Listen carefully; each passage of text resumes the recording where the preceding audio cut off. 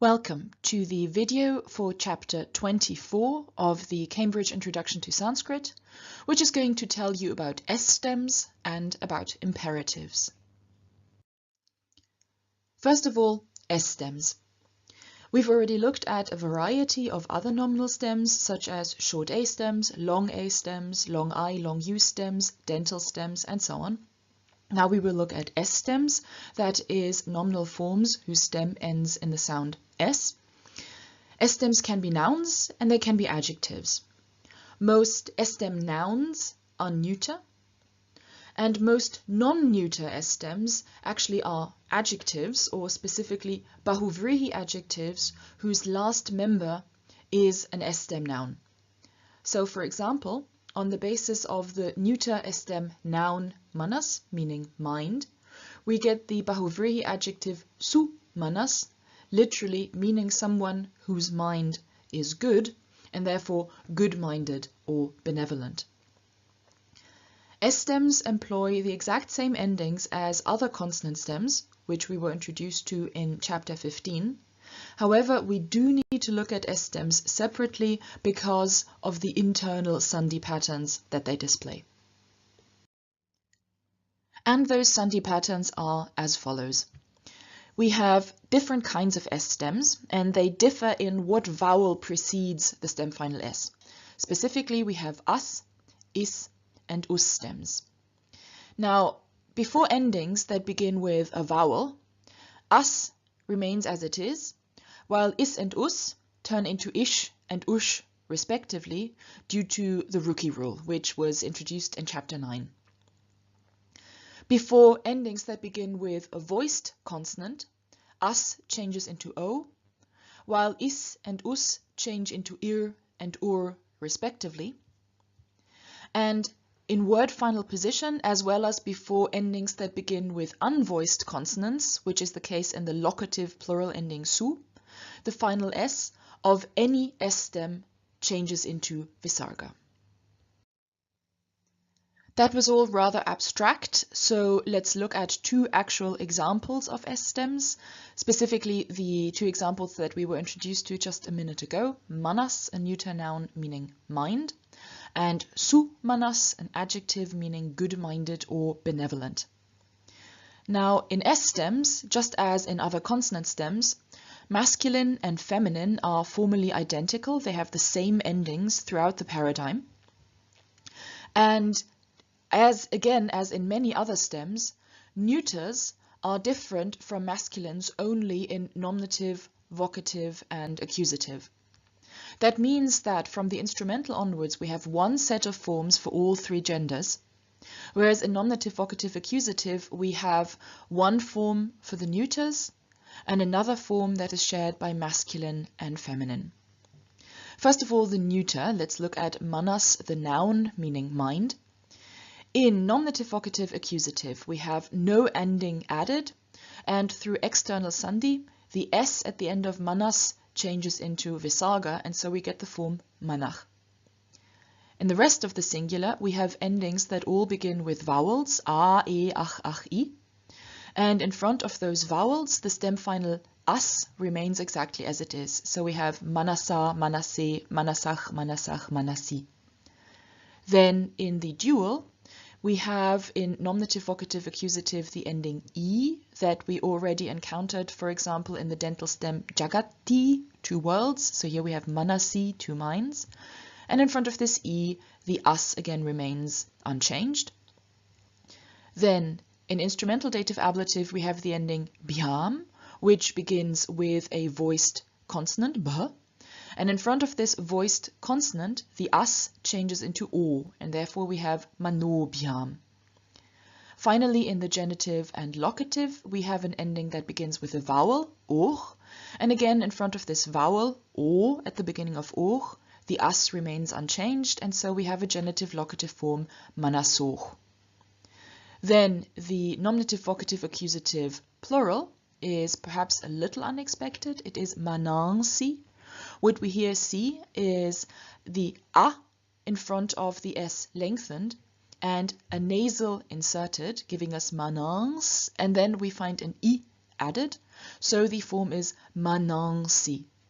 Compare this to, for example, jaganti, the corresponding form of jagat, where we also had a nasal added before the stem final sound, and we had an e added onto the stem final sound.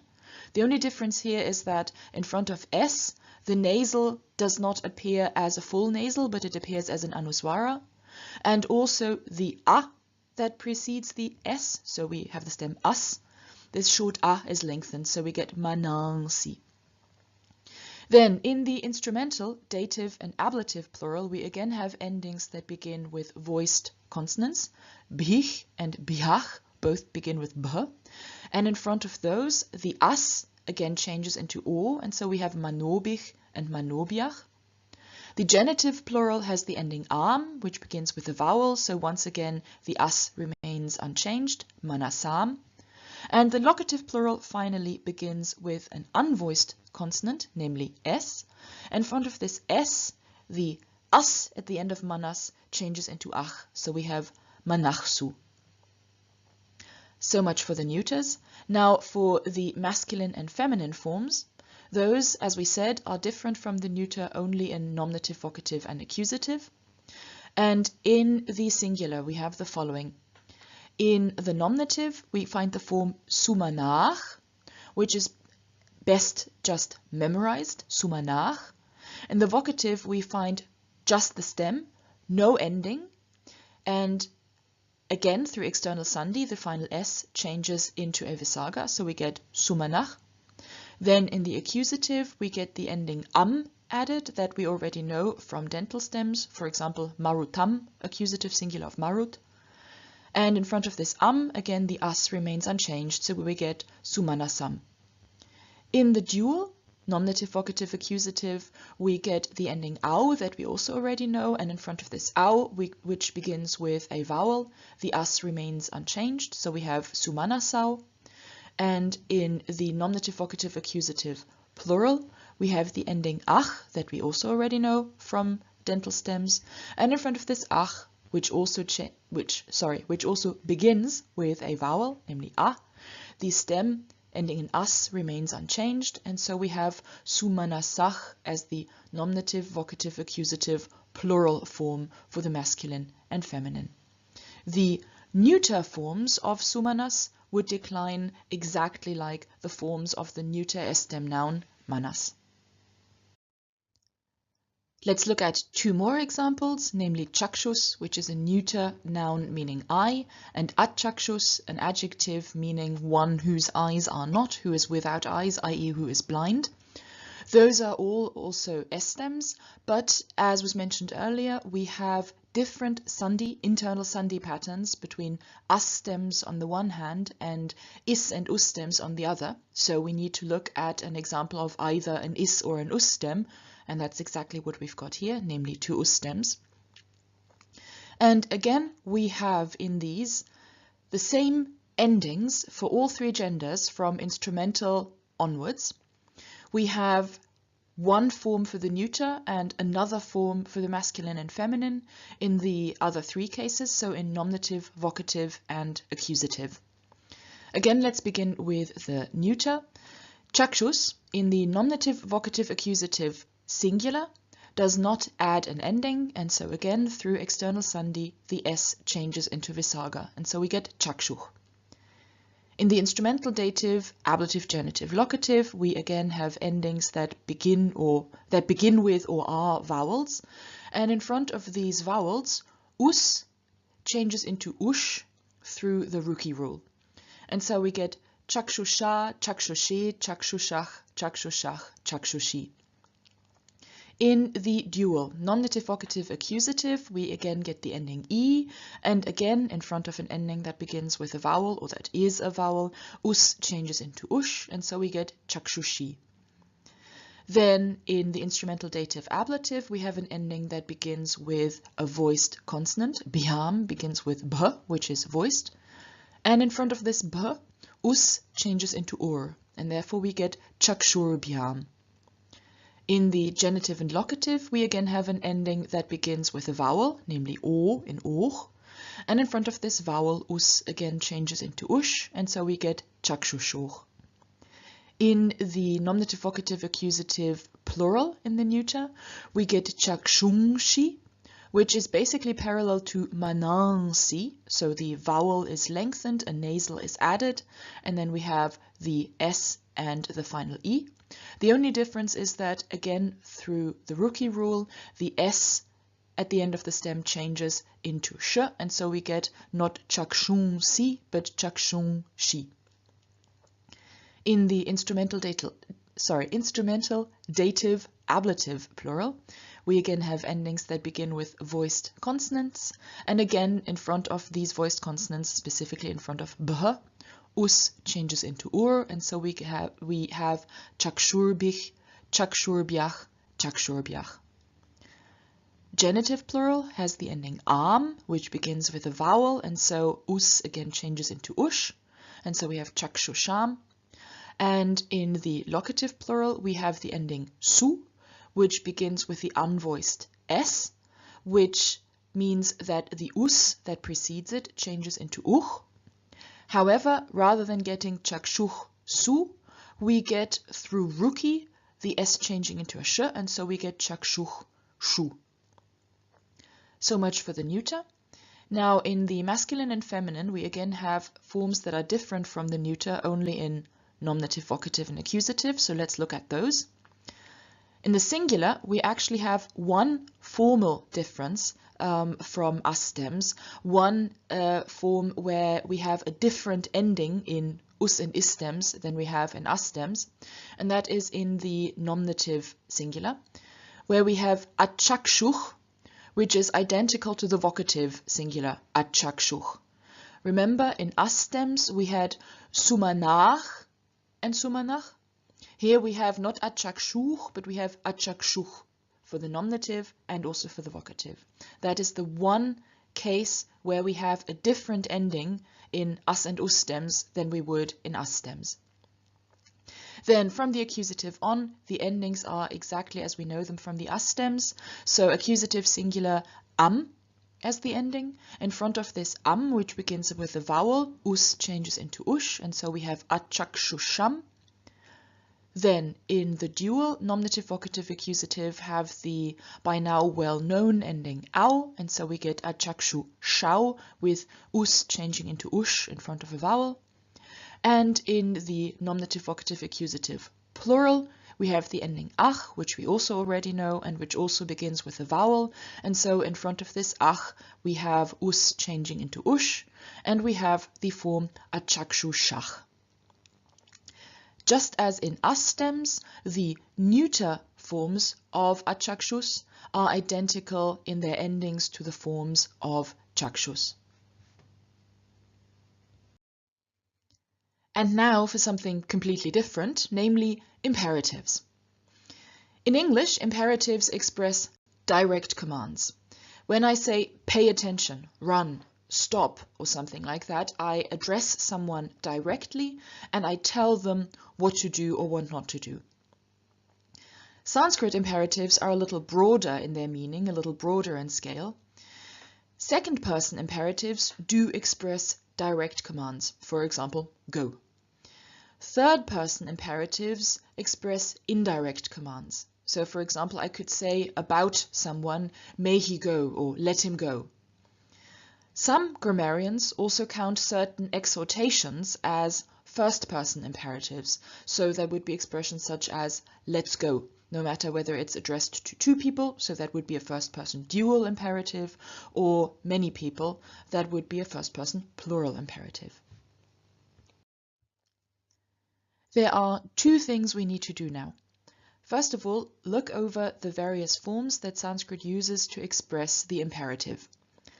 We will see that that is a fair number of forms because we have imperatives for all three persons, first, second, and third. For all three numbers, singular, dual, and plural. We have different endings in the active and in the middle. And we have different endings yet again between imperatives of thematic verbs and imperatives of athematic verbs.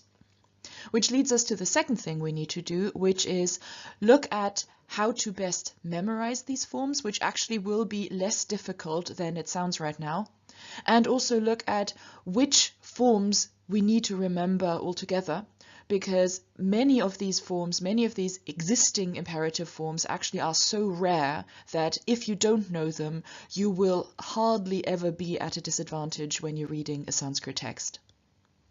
So let's begin with the active imperative forms of the thematic verb bhar, class 1, present tense bharati, meaning to carry. Here we have bharani, bhara, bharatu, bharava, bharatam, bharatam, bharama, bharata, bharantu. In the middle, we have bharai, bharasva, bharatam, bharavahai, bharetam, bharetam, bharamahai, bharadvam, bharantam. Notice that the shaded fields contain forms where basically the imperative is identical to the imperfect form, but without an augment. So whereas in the imperfect we would have the dual abharava, abharatam, abharatam, here we have bharava, bharatam, bharatam. Then on to athematic imperatives, and here we are looking at the forms of the verb bhuj, which means to enjoy and is class 7, and so it has a strong stem bhunaj and a weak stem bhunj. What we find is as follows in the active: bhunajāni, bhungdi, bhunaktu, bhunajāva, bhunktam, bhunktam, bhunajāma, bhunkta, bhunjantu. Then in the middle, bhunajai, bhunkshva, bhunktam, bhunajāvāhai, bhunjātam, bhunjatam, bhunajāvahai, bhunktvam, bhunjatam.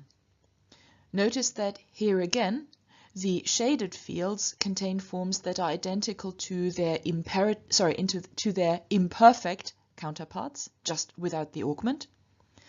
And something else that we need to notice here is the forms in blue are the forms that use the strong stem. So that would be all the first persons. Notice that this is different from what we normally find. Normally we have strong forms in the singular and weak forms in the dual and the plural. Here, for certain historical reasons, we have strong forms in these so-called first person imperatives. We have the weak form, the weak stem everywhere else, with the exception of the third singular active, which is bhunaktu as opposed to bhunktu. That, as we said, was a fair number of new forms. So what we need to do now is see which of these forms we actually need to know. Among imperatives, the second singular imperative, and especially the second singular active imperative, probably is the one that appears most frequently throughout Sanskrit literature.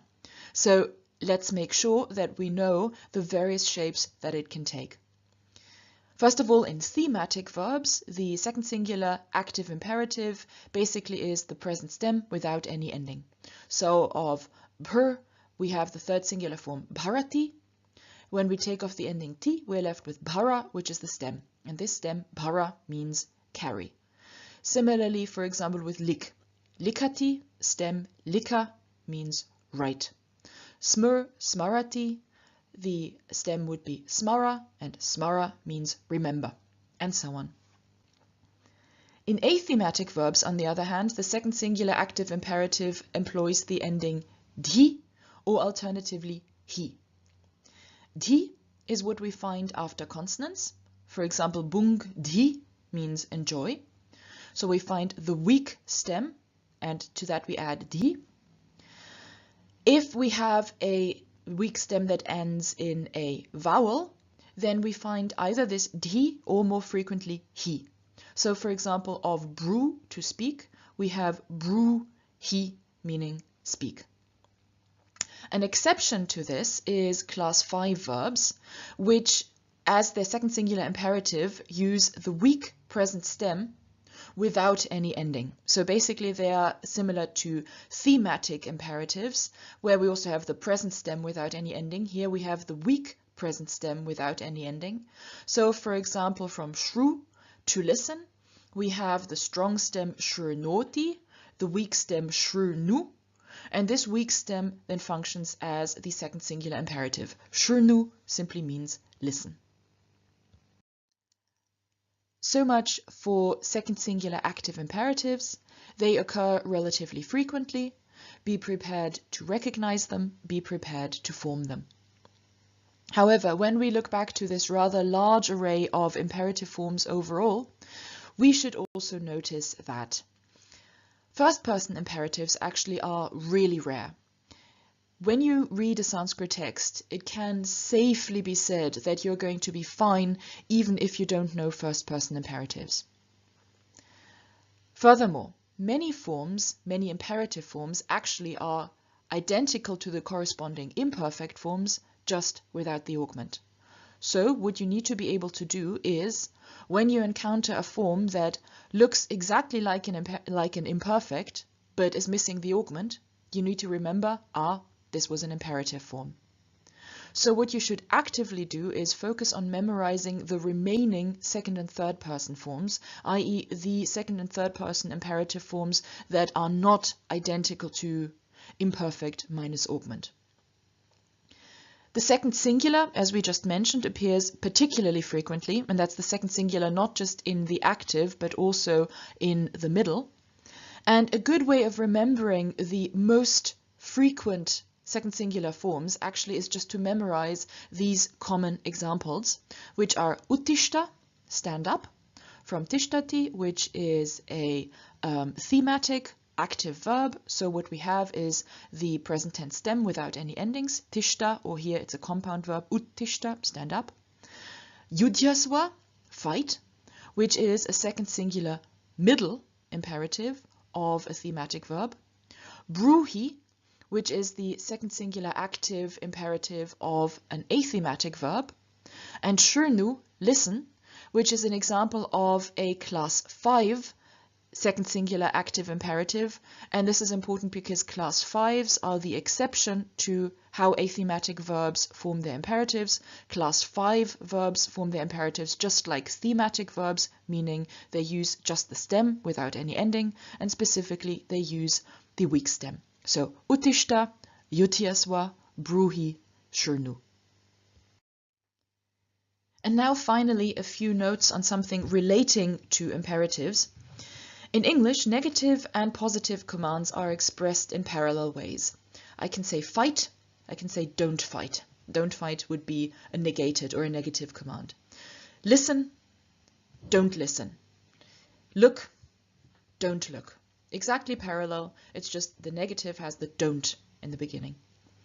In Sanskrit, on the other hand, negated commands can be expressed using the imperative, but much more frequently are expressed in other ways, namely, always by means of the little particle ma, which means don't, and that is then combined either with an augmentless aorist, which is something we will be introduced to in chapter 38, ma plus actually an imperative, so for example, ma gaccha, don't go, or also ma plus a potential form, so for example, ma gacchit, may he not go, let him not go, he should not go. Another fairly frequent way of expressing a negated command actually is by use of alam plus a noun in the instrumental. Alam bhayena, or through Sandhi, alam bhayena, literally means enough with fear, and this is used in the same way that in English we would use don't be afraid. Similarly, alam krodhena, so through Sandhi, alam krodhena, would be enough with anger, krodach is anger, enough with anger, and that again would in English be expressed as don't be angry. So again, a negated command, don't be something, in Sanskrit can be expressed by means of alam plus a noun, not a verb form, a noun in the instrumental case. And yet another way of expressing a negated command would be to use a negated gerundive. We haven't had gerundives yet, they won't be introduced until chapter 34, but still let's look at one example. In narach na hantavyach, we have narach, man, na, not, and hantavyach, the gerundive of han, to kill, and hantavyach means having to be killed. So narach na hantavyach literally is the man not having to be killed. And when this is used as a sentence, then in English we'd need to put in a form of to be. So the man is not having to be killed. The man is a not to be killed one, which in more idiomatic English would be the man or he must not be killed. And that in effect often is equivalent to in English saying don't kill him. That was it for this chapter. We hope that you found this video helpful, and if you have any comments or suggestions, we would love to hear from you. Please do write to us at ruppel@cambridge-sanskrit.org. And now, for your own work on this material, good luck and have fun!